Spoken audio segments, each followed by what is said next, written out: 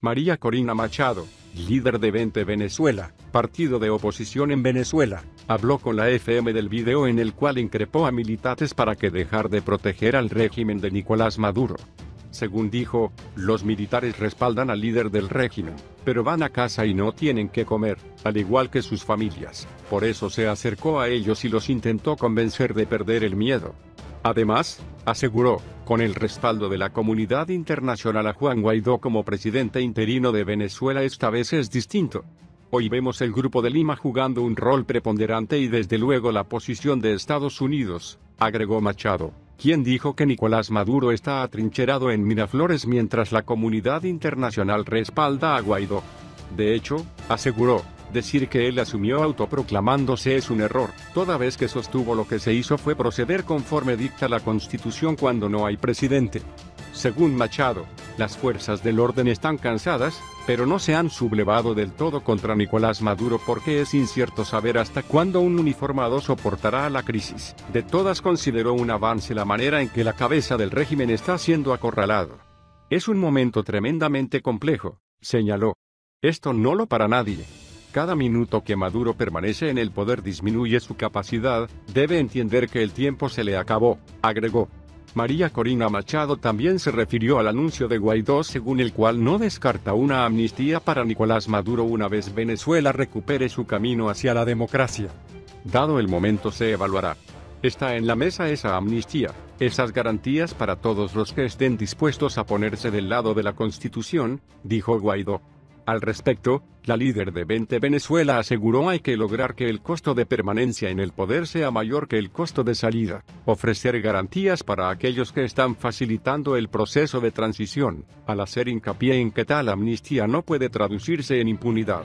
Al consultarle si existen este tipo de conversaciones privadas entre el régimen de Nicolás Maduro y la oposición, en aras de una salida no violenta del primero, Machado respondió obviamente, claro que las hay, pero como usted ha dicho bien, son privadas. El presidente brasileño Jair Bolsonaro está buscando liberar a nivel regional la presión sobre el régimen del líder chavista.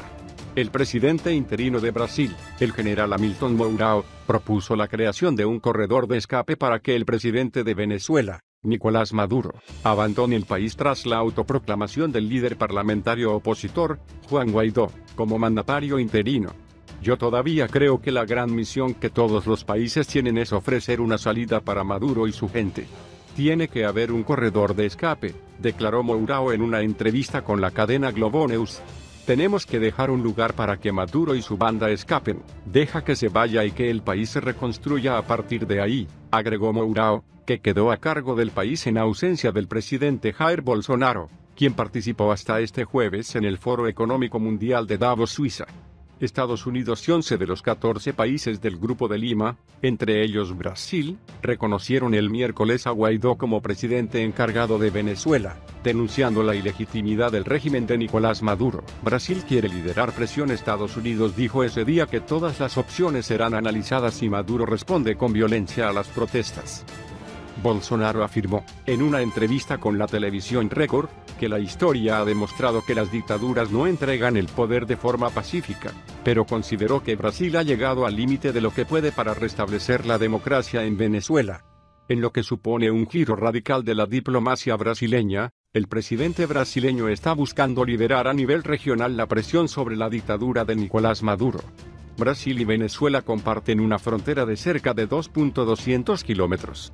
En los últimos 3 años, más de 150.000 venezolanos han entrado en el gigante sudamericano huyendo de la hiperinflación, la escasez y la violencia. Solo el empobrecido estado de Roraima ha recibido 75.500 solicitudes de regularización desde 2015. Fuerzas Armadas de Venezuela tildaron de golpe de estado la autoproclamación de Guaidó y consideraron a Maduro presidente legítimo. El ministro de Defensa de Venezuela, Vladimir Padrino, denunció hoy un golpe de estado al aludir la autoproclamación del líder del Parlamento, Juan Guaidó, como presidente encargado del país, un hecho que consideró reprochable.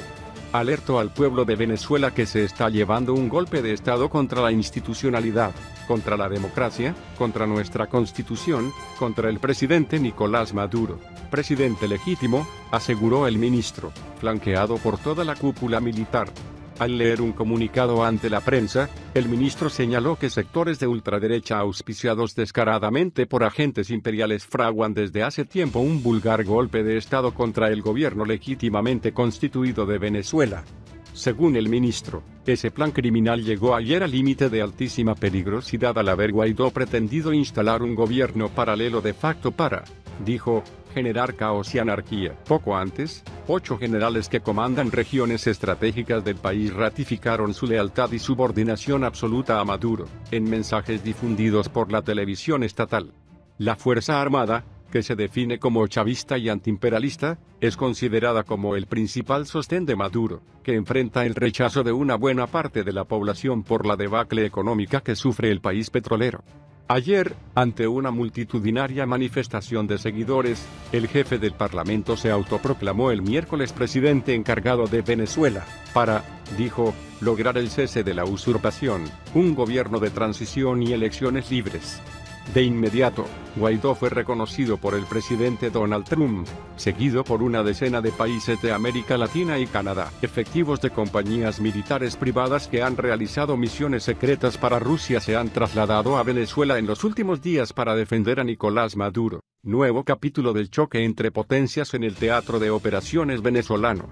Efectivos de compañías militares privadas que han realizado misiones secretas para Rusia se han trasladado a Venezuela en los últimos días para defender a Nicolás Maduro después de que Estados Unidos y gran parte de la comunidad internacional reconocieran al opositor Juan Guaidó, el líder de la Asamblea Nacional, como el presidente legítimo.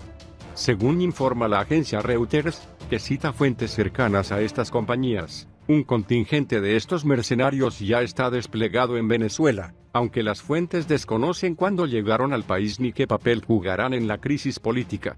El presidente ruso Vladimir Putin, que ha respaldado al gobierno socialista de Caracas con miles de millones de dólares en ayudas, apoyó el jueves en una conversación telefónica a Maduro ante lo que llamó destructiva injerencia exterior en el país latinoamericano. Yevgeny Savayev, líder de una rama local del grupo paramilitar cosacos vinculado a compañías militares privadas, asegura que el número de mercenarios rusos desplegados en Venezuela ronda los 400. No obstante, fuentes consultadas por la agencia Reuters aseguran que la cifra es mucho menor.